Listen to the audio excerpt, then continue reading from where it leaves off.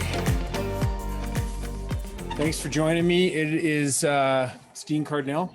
I'm in Cortina, the Dolomites, and I am live right on Main Street, Cortina, Italy. So I'm going to share a little bit of a presentation on an update from Worldwide Trekking from the summer, as well as our new trip in the Italian Dolomites. I've been here for 2 scouting trips since this summer.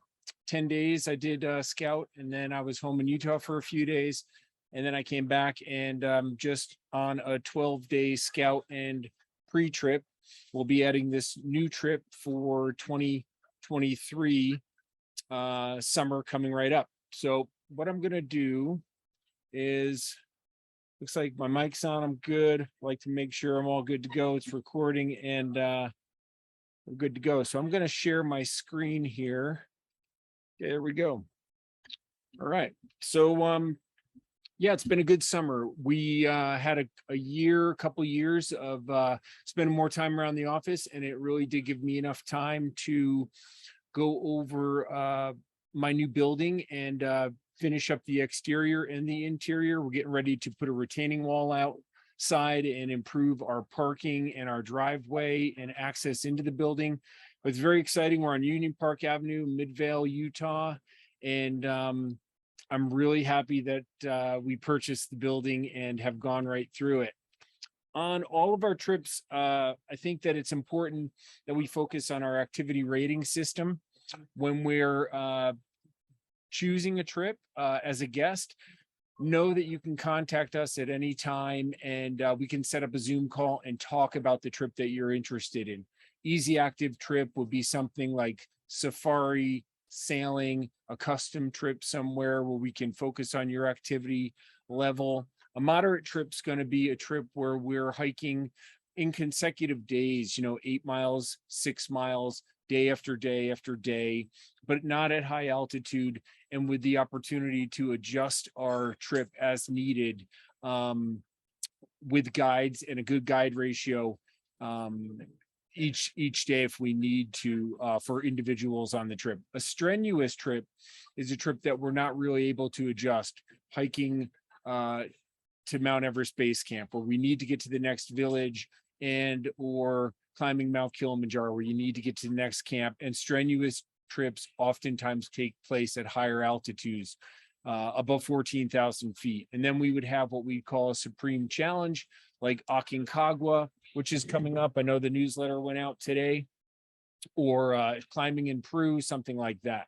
But contact us if you want, and we're happy to consult you and help you know what you're getting into. I had a great day today. I went and climbed the Grand Sur, this mountain here, up on the left-hand side, up this Vera Ferrata to the top. You could barely see the cross right there, and then the cross from the top on the right was really fantastic. It's been really fun to spend a bunch of time over here getting to know the Dolomites, getting to know this area, and I'm going to share that with you here shortly. Since May, we were real busy in Nepal, getting back to our trek to Mount Everest Base Camp. It had been 2 years since we could go to Nepal, and we went over, as always, Human Outreach Project, super important to me. And we were able to go a little early, help support the local schools, the monastery in the upper right-hand corner. We started to build rooms there for the monks that live there, the young monks that are in school. And then we were able to, as a request from one of our university alumni groups, to be more carbon friendly, we were able to offset their trip and make their trip that's going in this October with 21 people carbon neutral.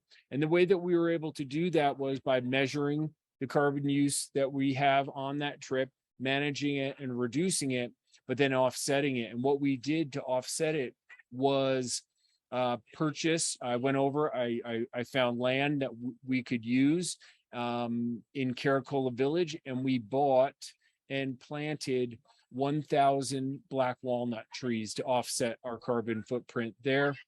And that was really fun to do. July 25th, we finished the planting project, and their trip goes at the end of October this year.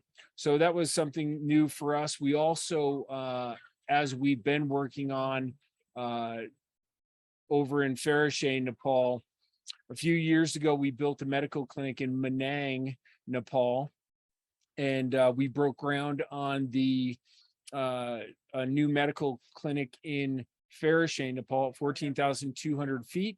And you can see lower left the rendering drawing of the building when it's complete.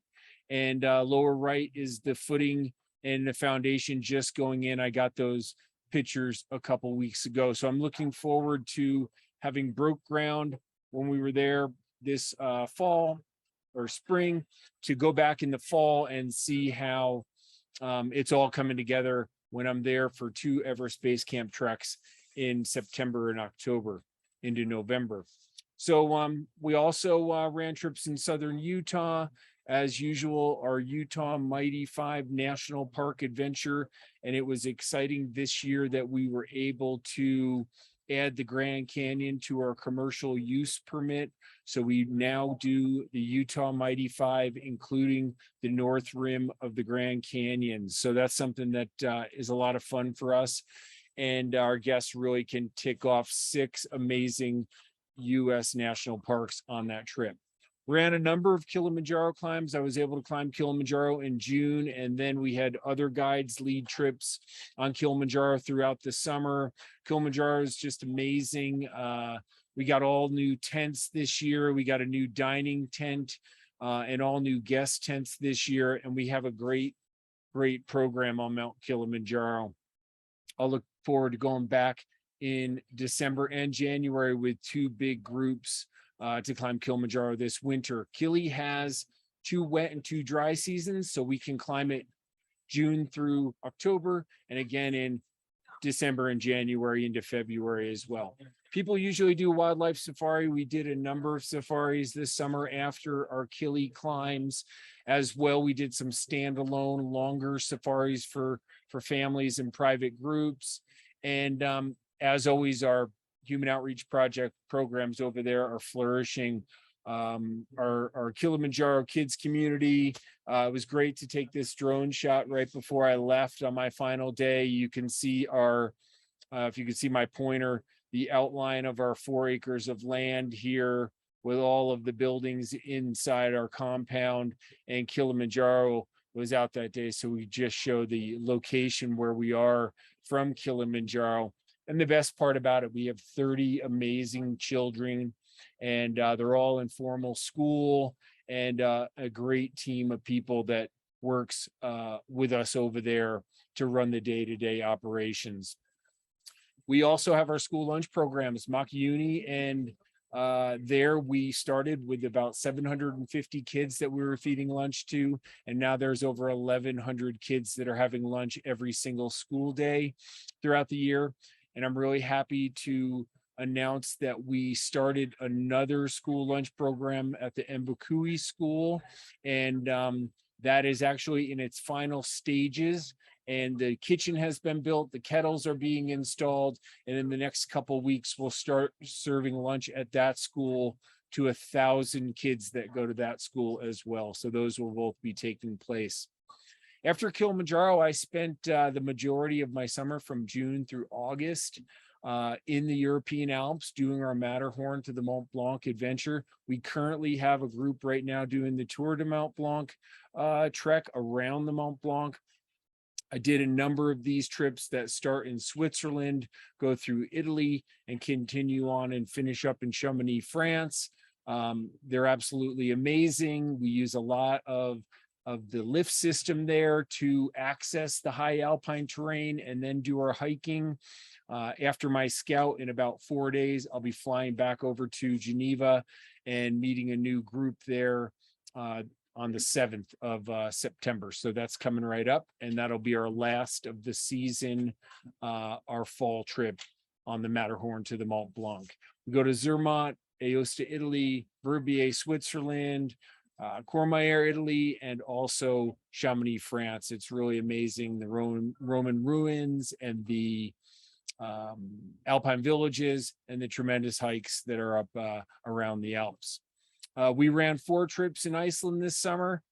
Just fantastic, great groups, fun times. Iceland is beautiful. We put together a program here about 3 years ago. I ran one last summer myself, and then we've run 4 this summer. We use these great rigs during portions of our adventure to access remote areas, and we can stay off of the main tourist track, which is really nice in Iceland.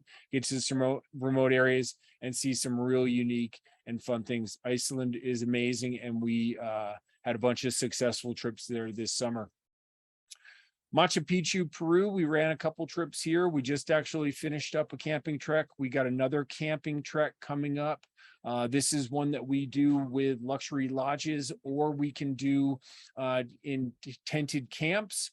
So contact us if you're interested. The tented camp option we can do with smaller groups, 4 people, 5 people, 3 people, that kind of thing, or larger groups as well. So if you're interested in seeing Machu Picchu and you'd like to camp along the way, that's a really great adventure.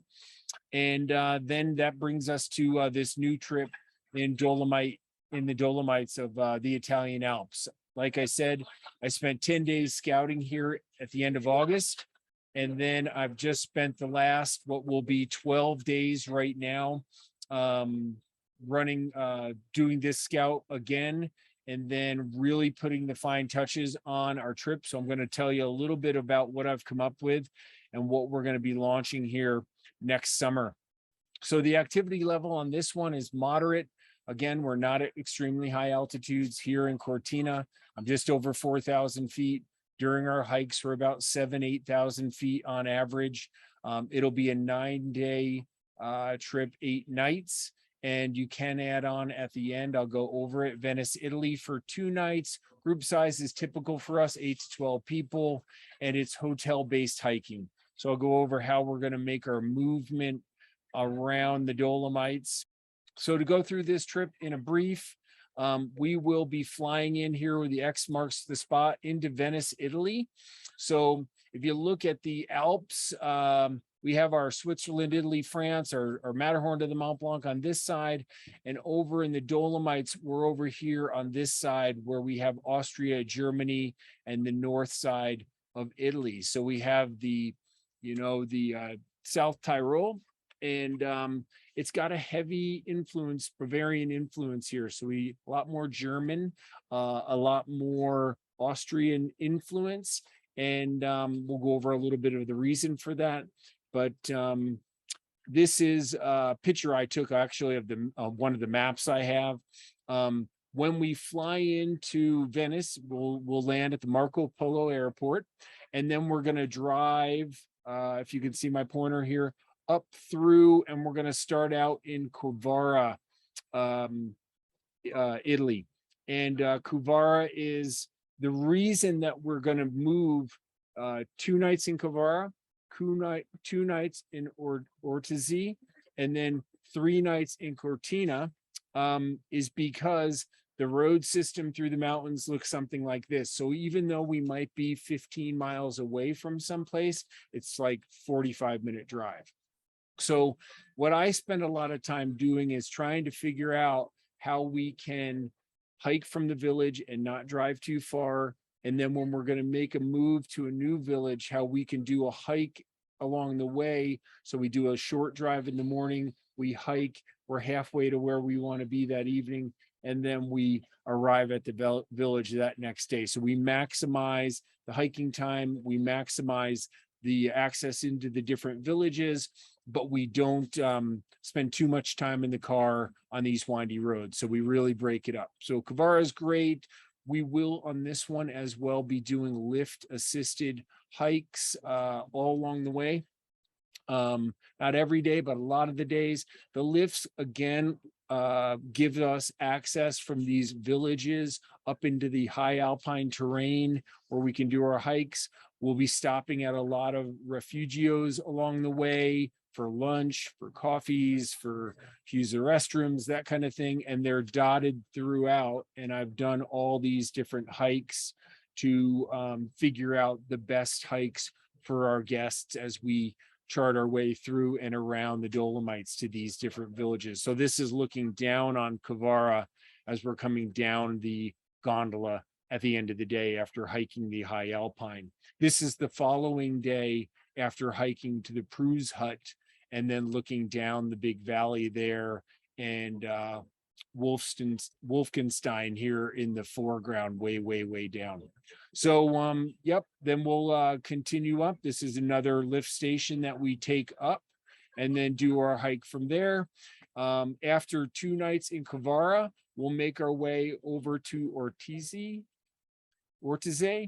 and Ortiz is another classic alpine village, really beautiful. You can see lower left, riding the lift up out of there. Really gorgeous, historic area.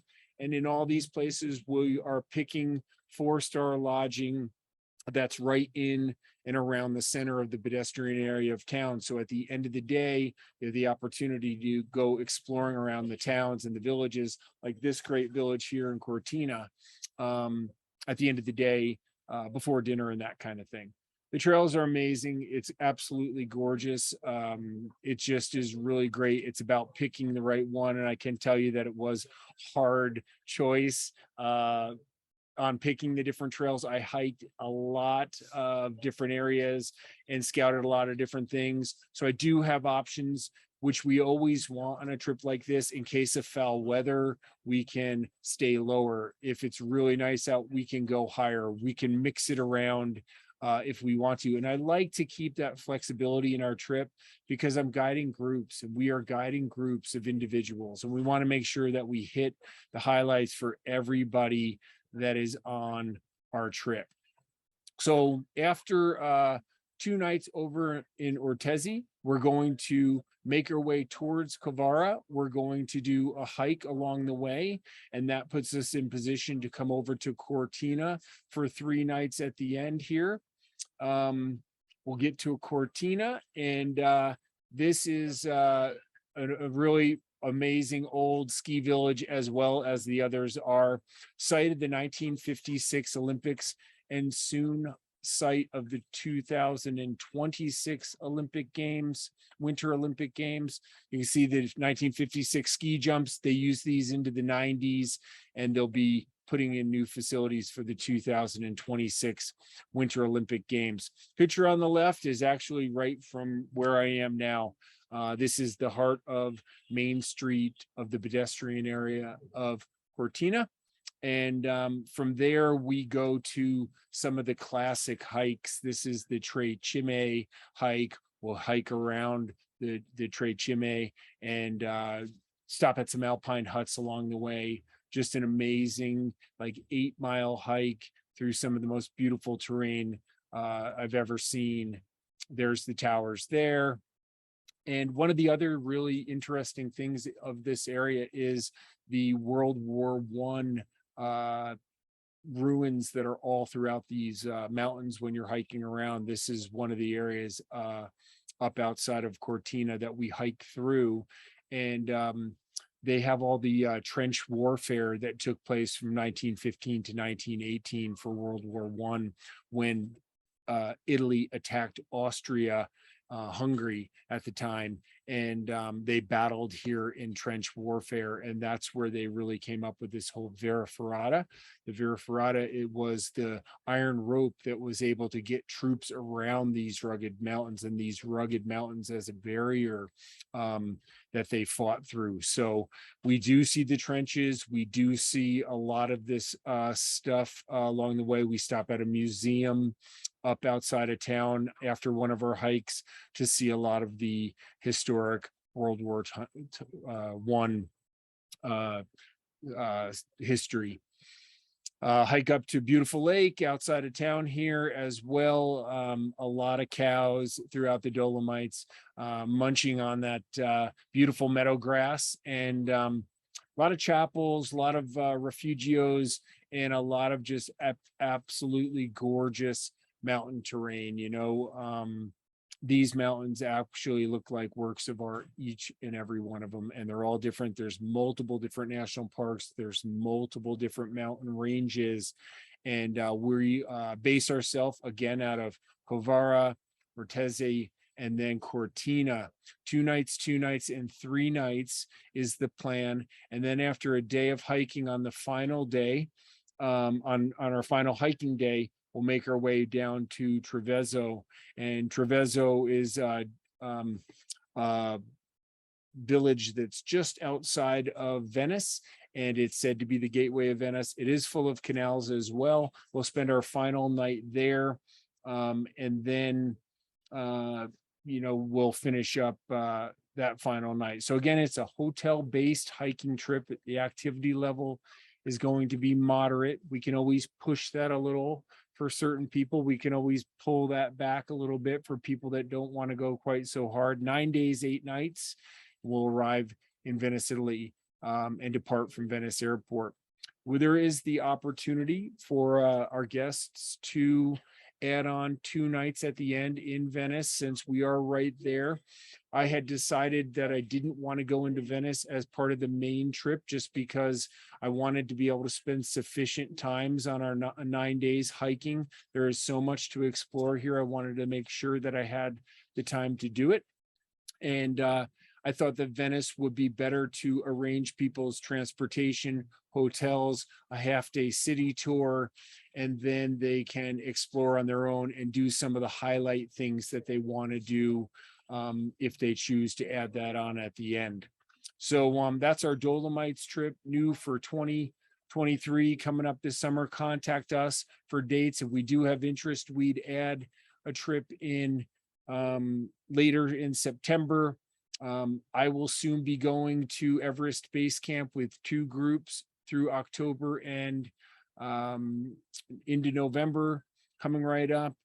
We also have groups getting ready to go and trips scheduled for November. I don't think we have anybody signed up in November, but there is openings for Patagonia coming up in March. And then in February and March, I'll be in the British Virgin Islands. I know that I've got some sailing trips booking up, one fully booked, and those are private trips, usually great for 6 people or so. 3 couples works perfect on our sailboats down there. And we've got openings there. And I'm going to sign off here. Thank you for joining me. And I'll look forward to hearing from all you guys as we move forward with more adventures around the world.